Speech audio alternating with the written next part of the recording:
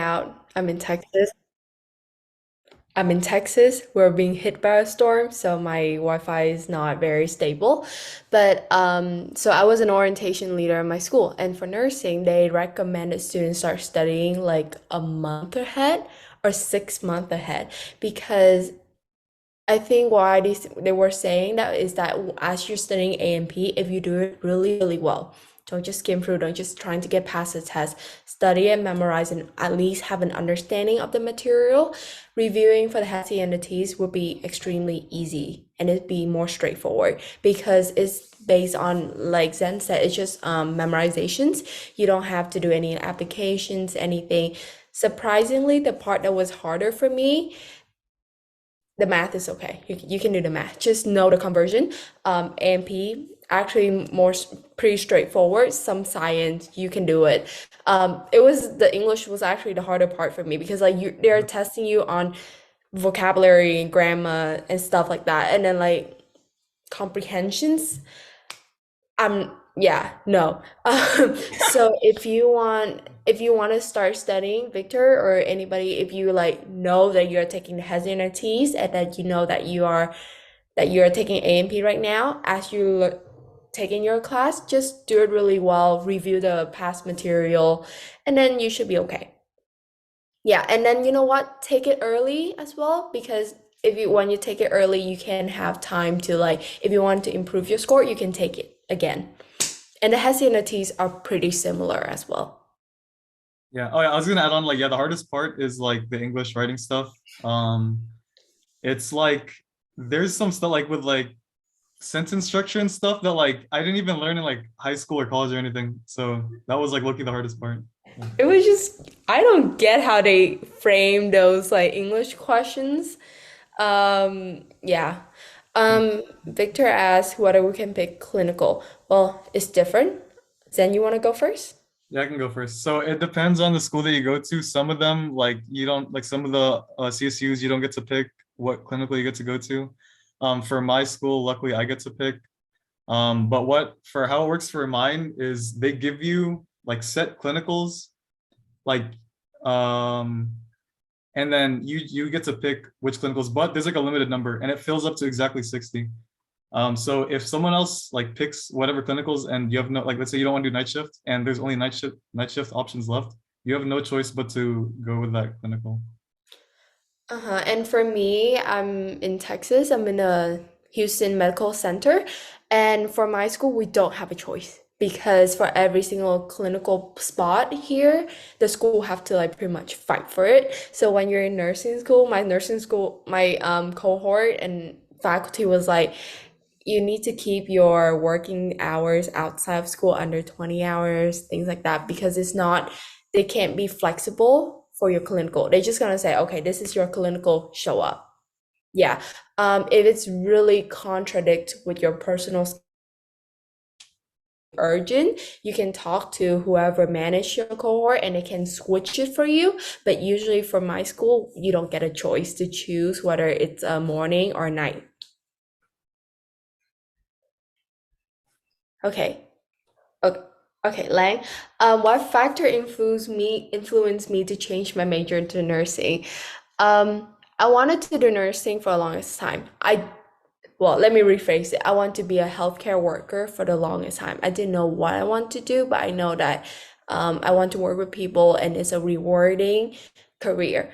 But then also I'm an international student, so I didn't know whether how that's gonna align with my F1 status.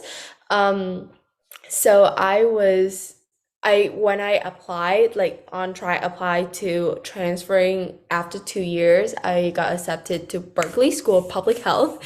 You see that I go from biomedical engineering to like School of Public Health. It was 15 days before the orientations and I withdrew.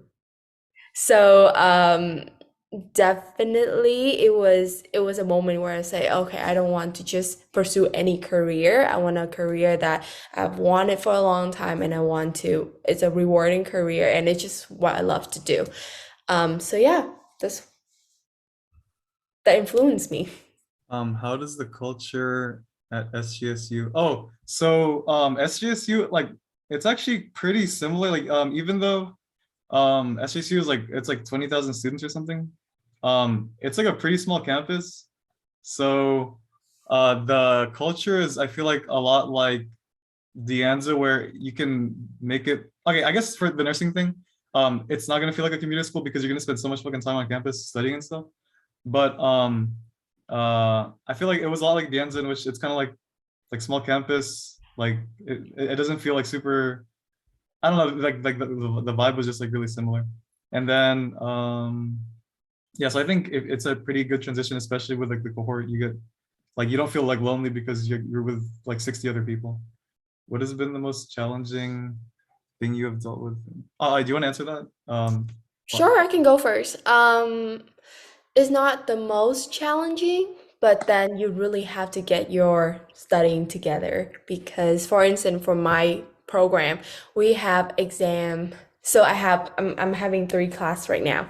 So once you have 2 weeks into the semester, I'm a semester system. So you have 2 weeks into semester, and then the exam just start firing away. You what is it called? Assessment pharmacology concept.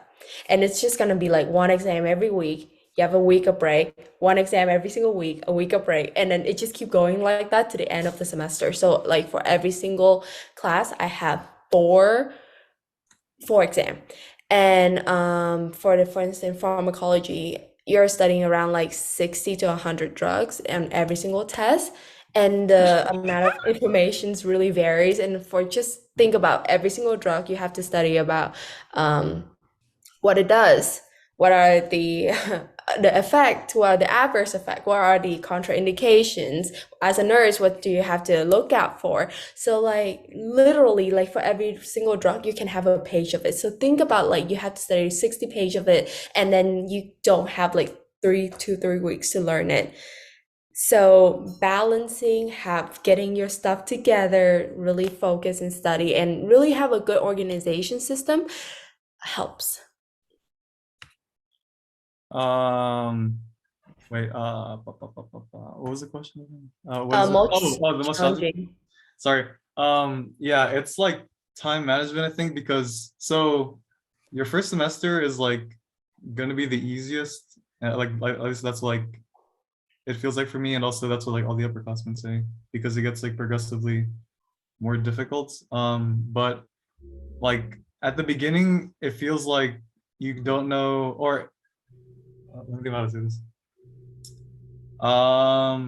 Like because like you don't know how difficult all the stuff is gonna be. You're gonna spend like a ton of time studying and all that stuff. So I think like it's like what Vi said, time management is like the most difficult thing, I think, and like getting studying down because even compared to the prereqs, it's like way more studying. So I think that time management, getting the and getting like your study habits down are like the most difficult parts, at least for me. Okay. I heard that for San Jose State. Okay, so it's not a wait list, it's an application, or I guess by wait list you mean application. Um, it's not long, as in like if you get in, you're gonna wait a while. It's like you get in or you get rejected, and then it resets the next application cycle. So it's like that for all of the schools or all the schools that have a BSN program. I think what you might be thinking of is De Anza. They have a long wait list where if you get accepted, then it's like a wait, I think. But yeah, at SJSU and other CSUs and UCs, you either get accepted or rejected. Yeah, nursing school. How You do want to answer grade that? works in nursing school? Okay. So it's different. Definitely it depends on school, right? So for instance, my school, you need an average of 72 on all of the exam to pass. So for instance, now you have four exam per semester. So all four of them, add them up, divide them, and you need a 72 to pass. Oh, And in really? order to stay in the program. And my program, like we have two campus, 240 person in total. On my campus, we have 120 student, and I learned that every single semester we have someone got out of the program. So they're pretty serious about that. And then how, yeah, so that's how grade work in nursing school. But same thing, you take the exam and then for my school they do something called item analysis. It's slightly different than a curve. A curve means everyone got an extra grade or not. For item analysis, they decide based on the questions because it based on how well the professor teach that material, and if across the board everyone didn't do well, everyone will got grade on that particular questions, or they accept some certain answer. So it really depends. Yeah, so that's how grade work from my school. Yeah, for us, same thing. If you get below a 73 on exams or like important assignments, so for one of my classes is called it's like our skills class. We have these things called OSCEs, which are like your practical assessments. So if you get like below 73 with all of those adding up together, then you get held back a course or you get held back a semester. And then if that happens again, then you get kicked out of the program. And then, oh yeah, so like for example, let's say like somehow you get like an A in the class. If you get a 73 average between your exams, then you get held back. Other schools, it's like different grades or something along those lines. Like it varies depending on like what that 73 is, might be higher or lower, but most schools I think have that where if you get below, like not even failing, like getting below this like minimum grade for those assignments is like you're gonna get held back or you're gonna get kicked out. How Yeah, much? and in some program, like they allow you to fail, for instance, one class, or there's something along that line. And for instance, like for my school, right now I'm taking three class, right? And if I dropped out pharmacology, I have to drop out another class, which that pretty much, and then those two classes, it goes hand in hand, and then it's pretty much gonna hold you back one semester. Yeah, at Yeah. SJSU you have to retake everything, but again, it's like part of the what I don't like so much is like there's like a lot of variability, so it's not like the same for all the schools. Mm-hmm. Yeah. How much time of your day is devoted to clinical studying, working yourself? Well, actually, Zen, how long is your clinical? How does your clinical work? For us, it's not the same each semester. So this is part of the reason why first semester is so easy is because we have relatively easier classes and also our clinicals is so you do clinicals by unit.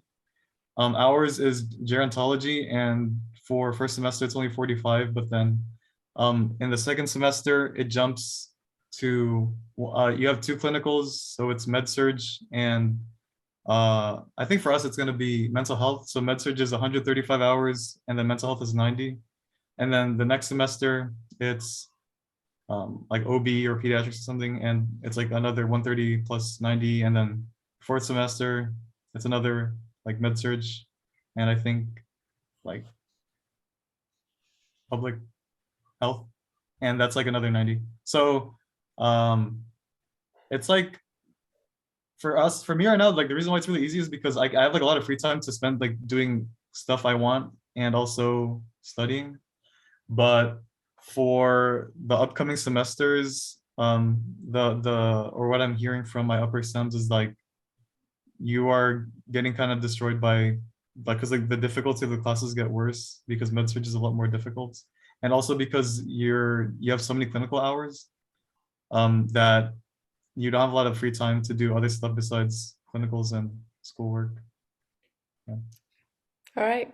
So it's great that Zen know how many total hours you need per semester. I don't. I just know that they said come to the hospital this day, this day, this day, this hour to this hour. So I go with it. Right now for my clinical, we practice 12 hours, just like the regular shift that you have to do.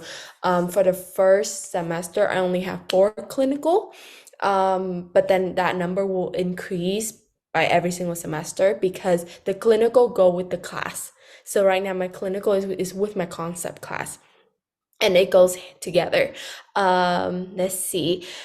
Um, I'm just gonna give you like an example of my schedule if I have clinical. So on Monday, I have two classes, and each class is around 3 to 4 hours. So you have like pretty much your entire day, it's class, a little break class, and then you get out like 5 or 6. And then on Tuesday, I have a little break in the morning. So I work during that time and I have another class. Usually most of my classes are like 3 to 4 hours in the afternoon.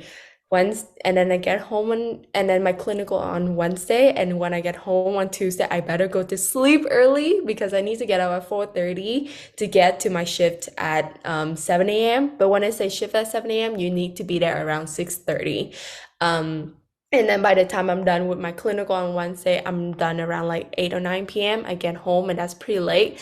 And then on Thursday, I have a lab in the evening. So I work in the morning, lab in the evening, and Friday is like my day to catch up. And if I have a test on the following Monday, Friday, Saturday, Sunday is studying for the test on Monday. So that is my schedule. It really depends. I can't give you a number of how many hours. It's just you squeeze in your study whenever it's available because you are learning new material, but you're also studying for the test at the same time. And you have to do homework at the same time and clinical. And if you have work, you need to squeeze that in as well. And yeah. Yeah.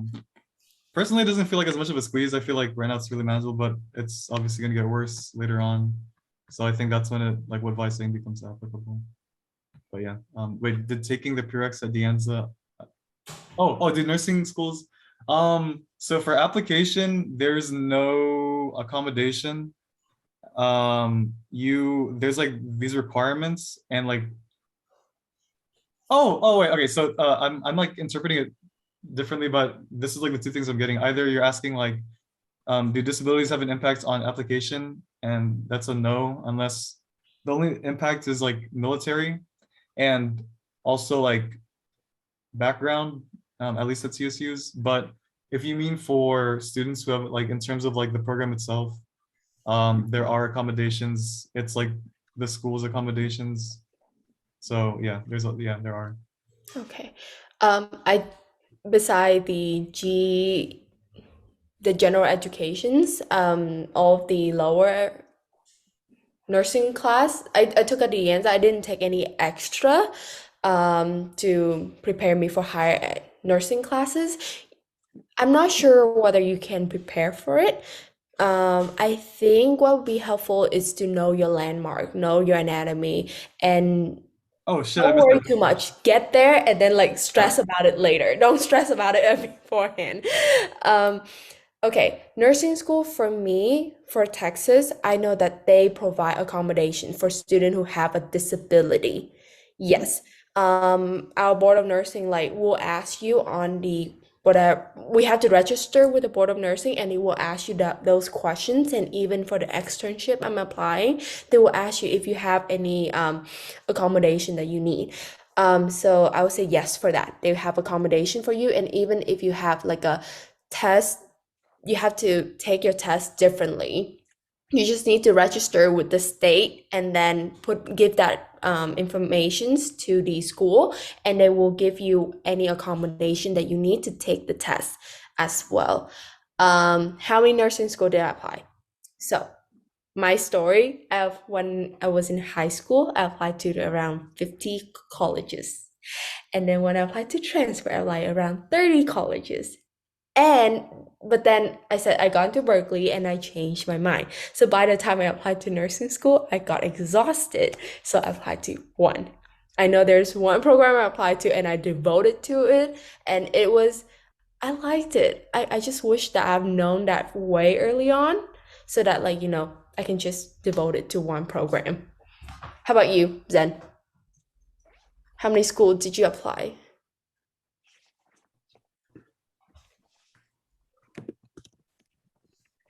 I think your mic is off.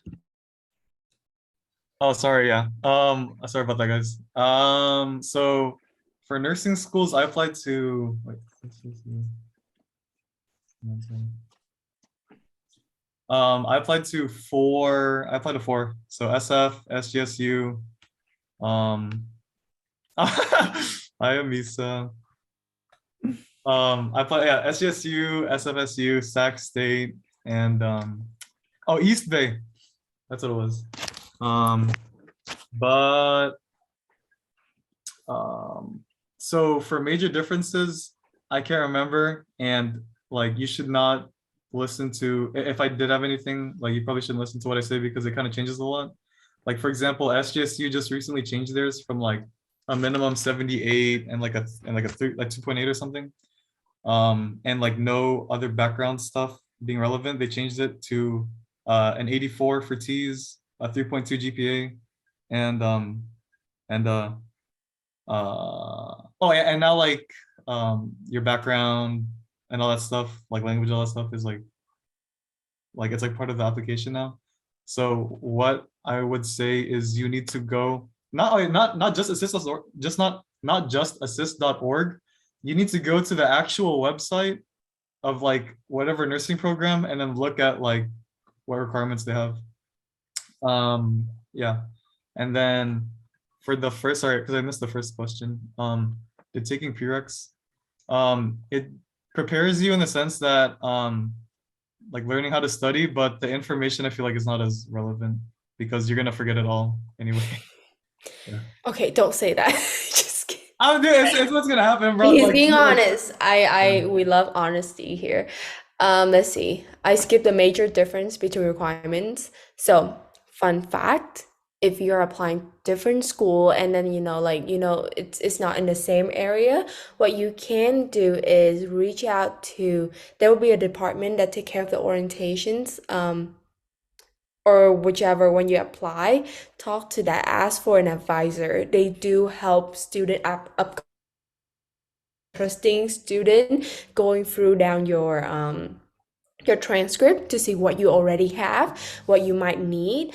And speaking from out of state perspective, when I applied, I did not know that Texas have something called Texas Core, that I require a Texas government and a second history. I did not utilize it and it cost me an extra semester. So what you can do is if you're thinking applying out of state, look beforehand, talk to an advisor at that school, and then like just send them your transcript, and that will make your life so much easier because it's someone helping you instead of you doing the research yourself. Okay. Yeah. All right. What specialty do I see myself in after nursing school? I haven't decided yet. And I think that's the beauty of nursing school. You get to do clinic at every single specialty. Like for Zen, he's doing something at somewhere else. I'm not sure, but for me, I'm doing at Tier. Memorial Herman is a rehab hospital. So we're dealing with a lot of traumatic brain injury and spinal cord injury. And did I have to pay out of state tuition for my nursing program? Unfortunately, I'm already an international student, so I have to pay out of state everywhere I go. But what I can say is that the out of state at Texas is definitely a lot cheaper, a lot more doable. Like out of state, probably like 20K per year, so around 10K per semester. Oh yeah, CNA is great because as you can see, a lot of your nursing tasks at the hospital will be like half of it is CNA. So even though you won't be able to really do the CNA part, the nursing school is still gonna teach you that, and having the CNA license really helps. And then you get to work during nursing school, which is a great experience. uh, oh yeah, what specialty? Um, okay, sorry. What specialty? Yeah, so I did nursing because I wanted to work with mental health. But I think as it's gonna change as you go into like the program and like you get to experience different clinical sites and stuff. So it's still up in the air. And oh wait, did you answer the GPA one, No, I Vaughn? haven't. You Oh, want do to you go want to? first? Yeah. Oh yeah. I can answer the yeah, in-state tuition, California. If you like, if you qualify for all that, it's kind of crazy because like the ratio for like the cost of going to college and then like the amount of money you make afterwards is like it's crazy. So it's normal cost. It's like less than 4,000 a semester. It's super affordable. Um, so for GPA, when you applied, it was a 4.0, and oh yeah, for everything. But what's really important is your prerequisite GPAs, because like if you're taking like art or something like that, it's gonna be irrelevant when you apply because they don't factor that in. I think that even if you don't get a 4.0, it's not the end of the world. I would say until you get what's like a 3.85 is kind of pushing it, but like around a 3.9, and if you have like a good T score, you can still get in. Um, but yeah, if you have like a 3.8 or less, you should probably retake those classes because it's gonna be really hard to it's gonna be really hard to get to get in without like a 98 or something, 99 on your T's or something like that. Yeah. At least in California, because it's super competitive here. And like if you like, one of the few schools that does release grade info for like, or like pool statistics, is Sacramento. And if you look at their average, it's like a the average GPA is like a 3.9 something, like 3.96, 3.97, and then the average T score is like a 94. And then along with that, they still have like the extra points for like work and all that other stuff. So yeah. Oh yeah. Ameesa. Yeah, yeah. Yeah, it's nursing. Yeah, your cumulative. It's okay for your cumulative to be a little lower. Also, the minimum is not the same thing as getting in. Like SJSU's minimum now is 3.2, but there's no way you're gonna get in with a 3.2. I'm sorry. Yeah, that's my whole thing. Yeah, I agree with Misha. Like it's you might want to aim for your your nursing prereq around. For me, my program is a little more easier to get in. It's a 3.8 to 3 to 4.0. You want your science around that range. But your overall cumulative GPA can be like, I think they say 3.2 and above. So my GPA is my overall is a 3.9, and then my science, my nursing prereq is 4.0. Um, and some school they have I think a calculating system. I know my school has it. It's like an Excel sheet where you enter in your GPA, your T score, different stuff, and then your grade in different class that is really important for the program, and then it gonna generate a number and tell you whether it's a competitive or not. So but yeah, but definitely some school right now they have a holistic view of applications. So if you have to redo some couple of class and then you're working parents, you're a returning student, definitely mention that in your applications because sometimes grade is not everything that they look for. And I know that's from my personal perspective. Um, let's see. Did I do any internship and work related to nursing? Unfortunately, not really. I back when I was at the Anza, I was a completely different major, and I only decided in nursing when I already got out of the Anza. But I volunteer for Vita's hospice care ever since I'm a senior in high school. So it was around 2, 3 years at that time. And it was a great experience. It's one of the experiences that let me know that I want to do nursing. For out do you realize, do you have any internship or oh yeah.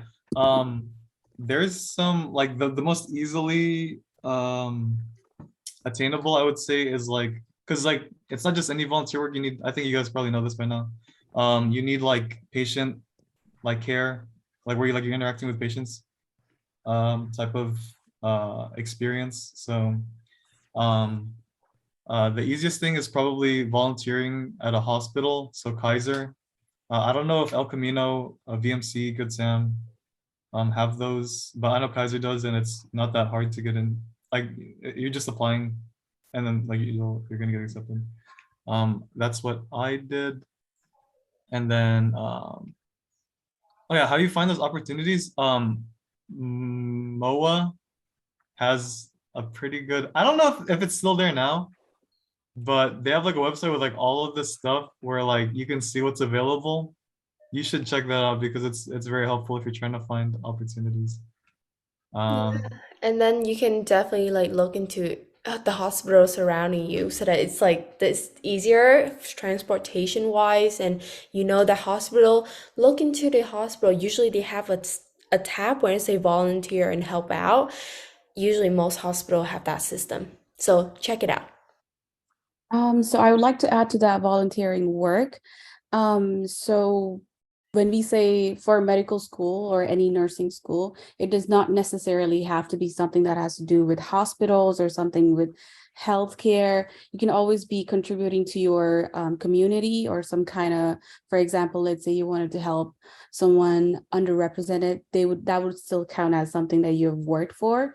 The other thing is, the other very good factor is, although it's not very good, it's unfortunate, is that because of COVID, there are a lot of hospitals and a lot of these a COVID outreach program who's been looking for a lot of volunteers. I would say American Red Cross, I get emails like every single day. They're looking for so many volunteers. You can always apply there, and you can work with American Red Cross directly with them, or they can place you in hospitals, and you can work with American Red Cross as well as the hospitals that you want.